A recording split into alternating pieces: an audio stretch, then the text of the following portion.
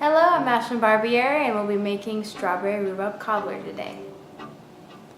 Here are the ingredients for our strawberry rhubarb cobbler. For the filling, we have 1.5 cup strawberries. For me, I've already washed them and hulled them. Then we have a 1/2 cup sugar, a tablespoon flour, and a pound of rhubarb.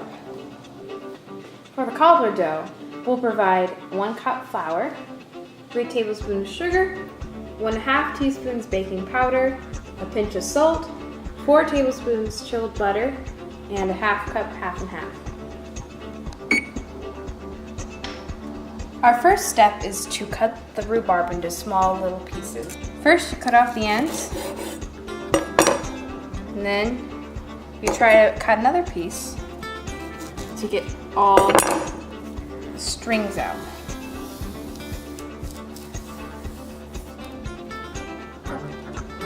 After you've gotten most of the strings away, start cutting. It smells really, really good. Now, rhubarb is really interesting. It's like the texture of celery, but it's very, very bitter. So that's why this makes an excellent combination with strawberries.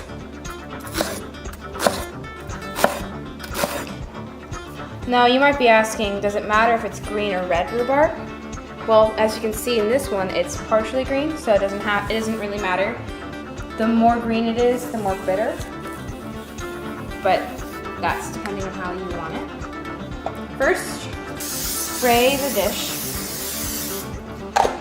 as evenly as you can.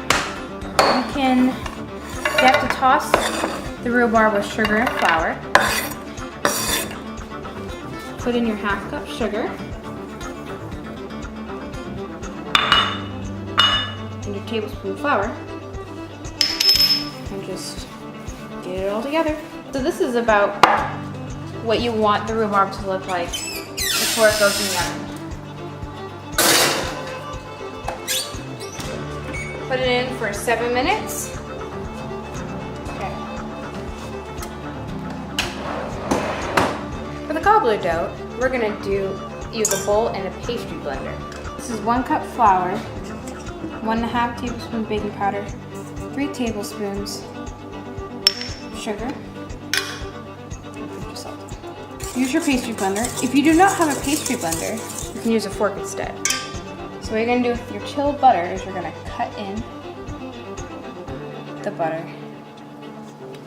and just mix it in.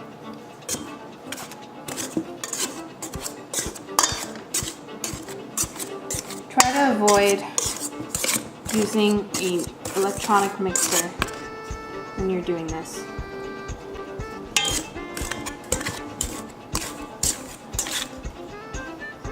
Once most of the butter has been incorporated, then it'll be time to put in the 1/2 and 1/2. When you're putting in the 1/2 and 1/2, only mix it in when it's barely combined because you don't want it to overmix.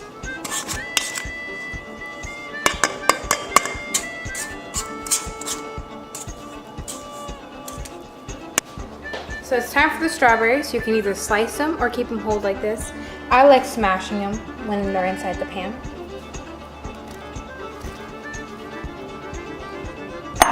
This recipe is really good for when you need to get rid of some strawberries because they just cook right in and it doesn't matter what they taste like.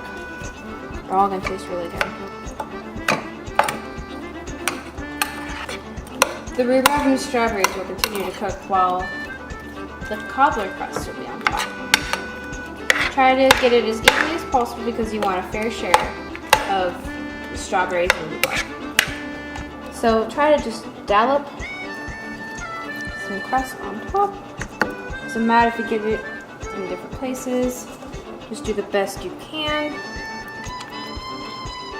This is another recipe that does not matter how it turns out because it's going to look beautiful no matter what. And it's going to taste amazing. These will bake in the 400-degree oven for 20 to 25 minutes. Be very careful, it still might be hot. And the rhubarb you just put in.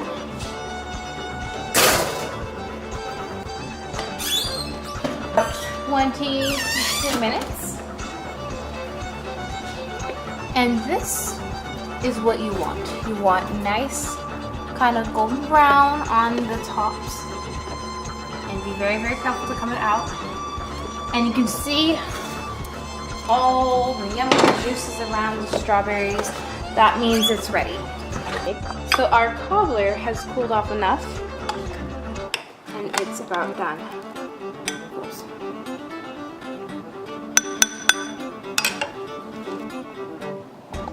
Here is our restaurant looking cobbler. You thought it was gonna be really messy, and all you have to do is just put it on there. You don't have to make it perfect at all. And look, there's a little bit of ice cream that's starting to melt, and a little bit of whipped cream, and this little cobbler, and yummy, yummy strawberries.